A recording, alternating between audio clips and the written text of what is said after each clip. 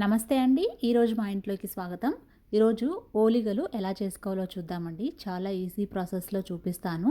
వీటిని భక్షాలు అని అంటారు. కొన్ని ప్రాంతాలలో బొబ్బట్లు అని కూడా అంటారు. రాయలసీమ, కడప సైడ్ ముఖ్యంగా ఇలా చిన్నగా ముద్దగా చేస్తారు ఓలిగలు. చాలా బావుంటాయి. ఉగాదికి అందరూ కంపల్సరీగా చేసుకునే రెసిపీస్ అండి ఇవి. ఈజీ ప్రాసెస్‌లో ఎలా చేస్తానో చూపిస్తాను చూడండి. లేట్ చేయకుండా ప్రాసెస్‌లోకి వెళ్ళిపోదాం. ఇది పచ్చిశనగపప్పు. ఈ పచ్చిశనగపప్పుని నేను ఈ గ్లాస్‌తో 2 గ్లాసులు తీసుకున్నాననమాట. సో, ఇవి 2 సార్లు శుభ్రంగా వాష్ చేసేసి నేను 3 అవర్స్ వరకు నానబెట్టాను. బాగా నానిపోయాయి. నానిన శనగపప్పును నేను కుక్కర్‌లోకి ట్రాన్స్‌ఫర్ చేసుకున్నాను. 2 గ్లాసుల శనగపప్పు తీసుకున్నాను కాబట్టి నేను 4 గ్లాసుల నీళ్లు పోస్తున్నాను. ఆల్రెడీ నానాయి కాబట్టి 4 గ్లాసుల వాటర్ అయితే ఖచ్చితంగా సరిపోతాయి. ఒకవేళ మిగిలిన రసంకు వాడుకోవచ్చు. మూత పెట్టేసి విజిల్ కూడా పెట్టేసి నేను 2 విజిల్స్ రానిచ్చి ఆఫ్ చేసేస్తాను. పప్పు ఉడికి ప్రెషర్ పోయేలోపు పిండి కలిపి పెట్టుకుందాం. నేను ఇది మైదా పిండి తీసుకున్నానమాట. ఇందులోకి చిటికెడు ఉప్పు వేస్తున్నాను. అలాగే కొంచెం పసుపు వేస్తున్నాను. అంతా ఒకసారి బాగా కలిపేసుకోవాలి. తర్వాత వాటర్ యాడ్ చేసుకొని పిండిని బాగా లూజ్గా కలుపుకోవాలి.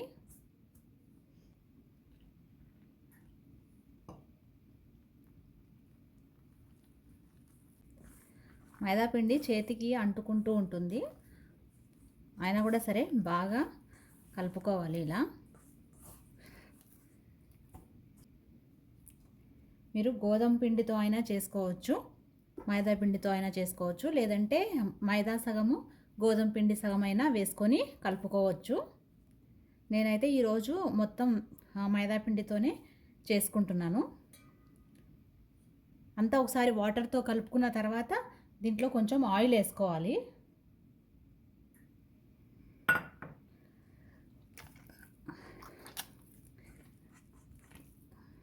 ఒక స్పూన్ వరకు ఆయిల్ వేసాను. ఆయిల్ వేసుకొని ఇంకొకసారి అంతా బాగా కలుపుకుంటున్నాను.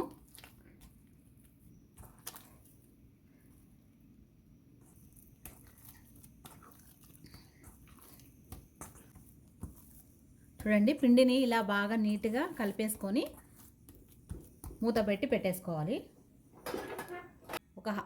ఒక హాఫ్ అన్ అవర్ వరకు మూత పెట్టేసి నానబెట్టుకోవాలి. పప్పు చూడండి చక్కగా ఉడికిపోయింది. ఈ పప్పును నేను ఇలా జాలి గరిటెలో వేసేసి వడపోసుకుంటున్నాను. చూడండి, వాటర్ మిగిలాయి కదా, ఆ వాటర్ని రసంలాగా యూస్ చేసుకోవచ్చు, రసంకి యూస్ చేసుకోవచ్చు. ఇలా ఒక 5 మినిట్స్ నీళ్ళన్నీ దిగిపోయేలా చూడండి. ఇప్పుడు స్టవ్ మీద ఒక ప్యాన్ పెట్టుకొని స్టవ్ ఆన్ చేసుకొని తర్వాత ఇందులోకి బెల్లం వేసుకుంటున్నాను. నేను ఏ గ్లాస్తో అయితే శనగపప్పు తీసుకున్నానో ఆ గ్లాస్తో ఈ బెల్లం కొలుచుకున్నాను. ఒక గ్లాసు శనగపప్పుకి ఒక గ్లాస్ బెల్లం అనమాట. నేను 2 గ్లాసులు శనగపప్పు తీసుకున్నాను కాబట్టి 2 గ్లాసుల బెల్లంని పొడి కొట్టి వేసేసుకున్నాను.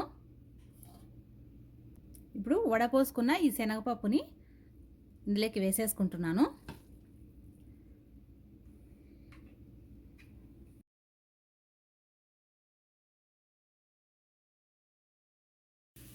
మిక్సీలో వేసుకొని రుబ్బుకునే పని ఏం లేకుండా ఇలా ఒక మ్యాషర్ తీసుకొని మ్యాషర్తో ఇలా మ్యాష్ చేసేసుకుంటే మనకి బెల్లము శనగపప్పు 2 కూడా చక్కగా కలిసిపోతాయి.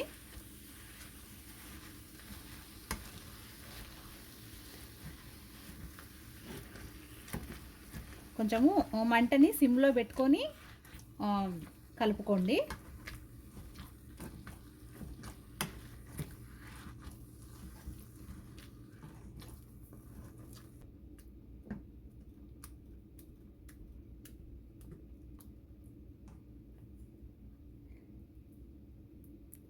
చక్కగా మెదిగిపోయింది చూడండి. ఇప్పుడు ఏంటంటే మంట తక్కువలోనే పెట్టుకొని కొంచెం చిక్కబడే వరకు, కొంచెం గట్టిపడే వరకు కలుపుకుంటూ ఉండండి. పూర్ణం ఇలా లూజ్గా ఉంటే మనకి ఓలిగలు చేసుకోలేము. కొంచెం గట్టిపడే వరకు కలుపుకుంటూ ఉండండి. చూడండి, గట్టిపడింది కదా. ఇప్పుడు కొంచెం చూడండి, ఇలా గట్టిపడే వరకు స్టవ్ని సిమ్లో పెట్టుకొని కలుపుకుంటూ ఉండాలి. తర్వాత స్టవ్ ఆఫ్ చేసేసుకోవాలి. ఇప్పుడు ఇందులో కొంచెం యాలకుల పొడి వేసుకుంటున్నాను. అలాగే ఒక స్పూన్ నెయ్యి. మీరు కావాలంటే ఎండు కొబ్బరి కొంచెం తురుముకొని వేసుకోవచ్చు, లేదంటే మిక్సీకి వేసుకొని వేసుకోవచ్చు. నేనైతే ఈరోజు వేసుకోవట్లేదు, ఇలానే చేసేసుకుంటున్నాను. అంతా ఇంకొకసారి బాగా కలిపేసుకొని తర్వాత ఒక ప్లేట్లో వేసుకొని చల్లారనివ్వండి. చల్లారిన తర్వాత పూర్ణం ఇంకొంచెం గట్టిపడుతుంది, మనకి ఓలిగలు వేసుకోవడానికి సరిపడా సెట్ అయిపోతుంది అనమాట. ప్యాన్లో ఇలానే ఉంచారనుకోండి అడుగున కొంచెం మాడుతుంది, సెగ ఉంటుంది కాబట్టి ఇది పల్లెరంలోకి వేసుకొని చల్లారనివ్వండి. ఇప్పుడు చూడండి పూర్ణం బాగా చల్లారిపోయింది, గట్టిపడింది కూడా.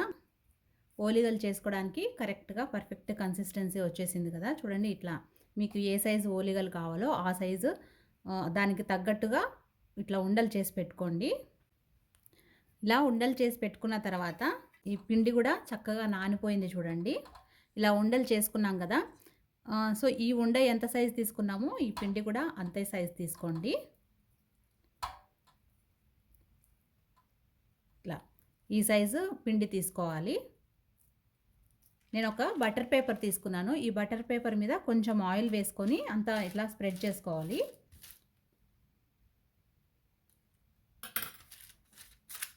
ఇలా ఆయిల్ అంతా అప్లై చేసుకున్న తర్వాత అది ఇక్కడ ఈ ఉండ కొంచెం పెట్టుకోవాలి. మీ దగ్గర బటర్ పేపర్ లేకుంటే ఏదైనా పాలిథిన్ కవర్ అయినా యూస్ చేసుకోవచ్చు. దీనిపైన కొంచెం ఆయిల్ వేసుకొని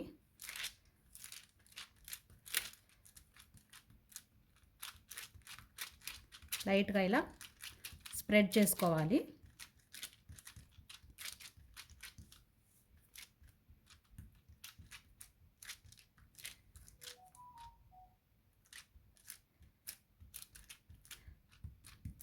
కొంచెం ఇలా స్ప్రెడ్ చేసుకున్న తర్వాత ఒక ఉండ తీసుకొని ఇందులో పెట్టేసుకొని మొత్తం పిండితో ఇలా ర్యాప్ చేసేసేయాలి.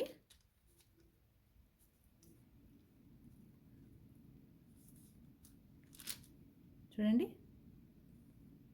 ఇలా ఇలా ర్యాప్ చేసిన తర్వాత కొంచెం లైట్గా ఇట్లా ప్రెస్ చేయాలి. మళ్ళీ మీరు చేత్తో అయినా ఇట్లా ప్రెస్ చేసుకోవచ్చు, లేదంటే ఇలా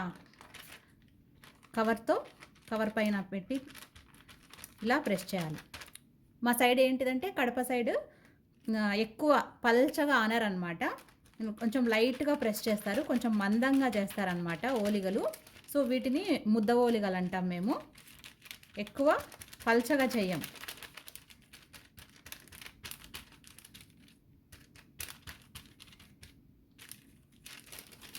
ఇలా కొంచెం ముద్దగా చేస్తాం, పల్చగా చేయకుండా. ఇలా అన్నీ కూడా చేసేసుకోవాలి. ప్యాన్ స్టవ్ మీద పెట్టి స్టవ్ ఆన్ చేసేసుకున్నాను. ప్యాన్ హీట్ అయ్యే లోపల నేను 4 చేసి పెట్టుకున్నాను. చూడండి తీసుకోవడం కూడా చాలా ఈజీగా తీసుకోవచ్చు. ప్యాన్ మీద కొంచెం నెయ్యి వేసుకుంటున్నాను.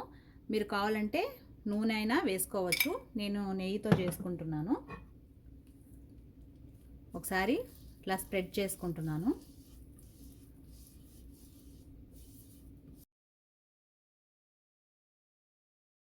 తర్వాత మీ ప్యాన్కి సరిపడా ఓలిగలు ప్యాన్ మీద పెట్టుకొని కాల్చుకోవాలి.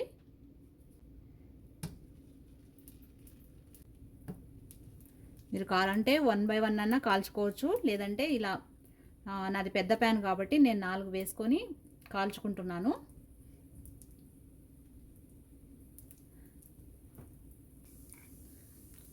ఓలిగకు పైన కూడా కొంచెం నెయ్యి వేసుకుంటున్నాను.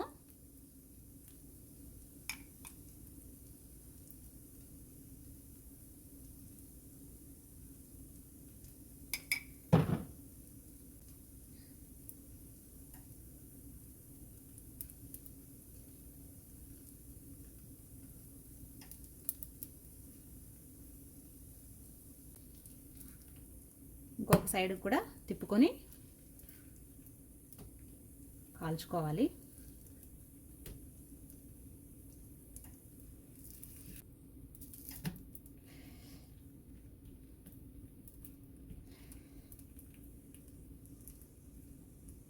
ఫ్లేమ్ తక్కువలో పెట్టుకొని రెండు వైపులా మంచి రంగు వచ్చే వరకు కాల్చుకోవాలి.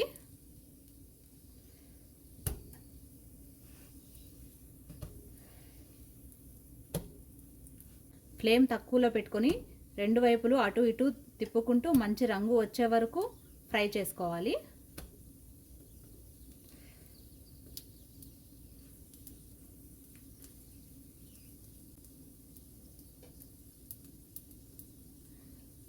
చూడండి, ఇలా మంచి రంగు వచ్చిన తర్వాత తీసేసుకొని ప్లేట్లో వేసేసుకోండి.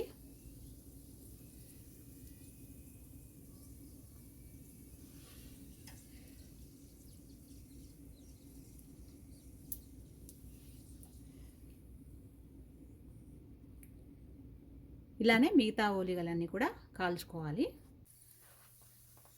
వేడివేడిగా ఈ బొబ్బట్లు తింటుంటే పైన క్రిస్పీగా లోపల సాఫ్ట్గా సూపర్ టేస్టీగా ఉంటాయి. ఉగాది రెసిపీస్ ఈరోజు మా ఇంట్లో ఛానల్లో ఆల్రెడీ చాలా అప్లోడ్ చేశానండి. మీకు ఇంట్రెస్ట్ ఉంటే ఒకసారి చెక్ చేయండి. మీకు ఈ ఓలిగల రెసిపీ నచ్చినట్లయితే ప్లీజ్ లైక్ చేయండి. అలానే ఈరోజు మా ఇంట్లో ఛానల్ని సబ్స్క్రైబ్ చేసుకొని బెల్ ఐకాన్ని క్లిక్ చేయండి. ఇంకా మంచి మంచి వీడియోస్ పోస్ట్ చేస్తూ ఉంటాను, మిస్ కాకుండా చూసేయచ్చు. Thank you for watching.